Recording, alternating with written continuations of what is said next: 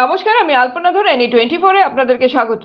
কাছাড়ের লোক কিংবদন্তি শিল্পী কালিকা প্রসাদ ভট্টাচার্যকে তার 54তম জন্মবার্ষিকীতে স্মরণ। প্রখ্যাত লোকশিল্পী কালিকা প্রসাদ ভট্টাচার্যের 54তম জন্মবার্ষিকী দিনটি লোক সংহতি দিবস হিসেবে শিলচরে শ্রদ্ধার সাথে উদযাপন করা হয়েছে। বরাক উপত্যকা তথ্য ও জনসংযোগের আঞ্চলিক কার্যালয় প্রাঙ্গণে মৃত্তিকা সংরক্ষণ বিভাগের চত্বরে আয়োজিত লোক সংহতি দিবসের অনুষ্ঠানে প্রধান অতিথি হিসাবে বক্তব্য রাখেন মৃত্তিকা সংরক্ষণ বিভাগের ডিভিশনাল অফিসার আখতার হোসেন। কাছাড় জেলা প্রশাসনের তত্ত্বাবধানে অনুষ্ঠানটি শিলচরের তথ্য ও জনসংযোগ কার্যালয়ের পরিচালনায়। এই অনুষ্ঠানে অংশ নিয়ে ডিভিশনাল অফিসার হোসেন বলেন যে শিল্পী কালিকা প্রসাদ ভট্টাচার্য কলকাতায় পারিবারিক সূত্রে ঘনিষ্ঠ পরিচয় ছিল। কালিকা প্রসাদের সঙ্গীতের প্রতি ভালোবাসা, নিষ্ঠা এবং দক্ষতা সমগ্র অঞ্চলের মানুষের মধ্যে জনপ্রিয়তা অর্জন করতে সক্ষম হয় এবং লোক সংস্কৃতি, লোক সঙ্গীতের গবেষণা, নিষ্ঠা এবং দক্ষতা দেশ বিদেশের সমগ্র অঞ্চলের মানুষের মধ্যে জনপ্রিয়তা অর্জন করতে সক্ষম হয় এবং লোক সংস্কৃতি, লোক সঙ্গীতের গবেষণা উন্নতির শিখরে পৌঁছে দেয় এবং সঙ্গীত জগতে বরাক উপত্যকা তথা সমগ্র উত্তর পূর্বাঞ্চলে সুনাম বৃদ্ধি করতে সক্ষম হয়।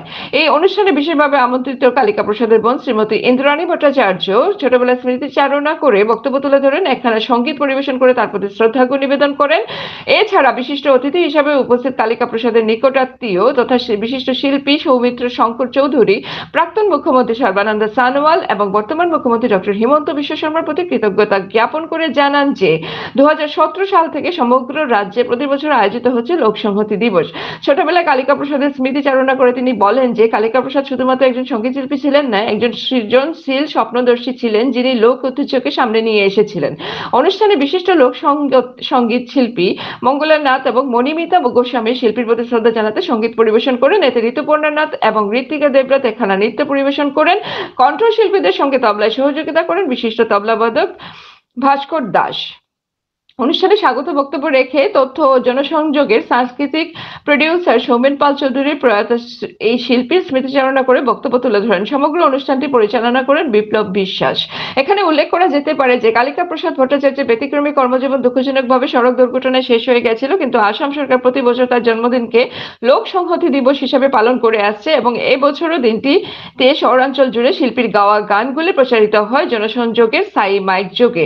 একজন গায়ক, সুরকার এবং গবেষক হিসাবে তার কাজ আসাম ও বাংলার লোকসঙ্গীতের জগতে সংস্কৃতি ও প্রজন্মের সেতুবন্ধন হিসেবে চিহ্নিত থাকবে। আপনারা দেখছেন N24 চ্যানেল। এভাবে আরো খবর পেতে N24 ইউটিউব চ্যানেলকে সাবস্ক্রাইব ও ফেসবুক পেজকে ফলো করে আমাদের পাশে থাকুন। অনুষ্ঠানে যোগ দিতে পেরে সত্যি ভীষণ গৌরবান্বিত বোধ করছি। হ্যাঁ, অনেক দিন আগের কথা, আমিও ছোট ছিলাম, কালিকা প্রসাদও ছোট ছিলেন। আমার সৌভাগ্য হয়েছিল আমি আর কালিকা প্রসাদ একসঙ্গে রেডিওতে একটা স্পেশাল প্রোগ্রামে গান গিয়েছিলাম। একটা গীতিনাট্য হয়েছিল রেডিওতে, সেখানে কালিকা প্রসাদ ছিলেন, রাজপুত্রের গানে ছিলেন কালিকা প্রসাদ এবং আমি ছিলাম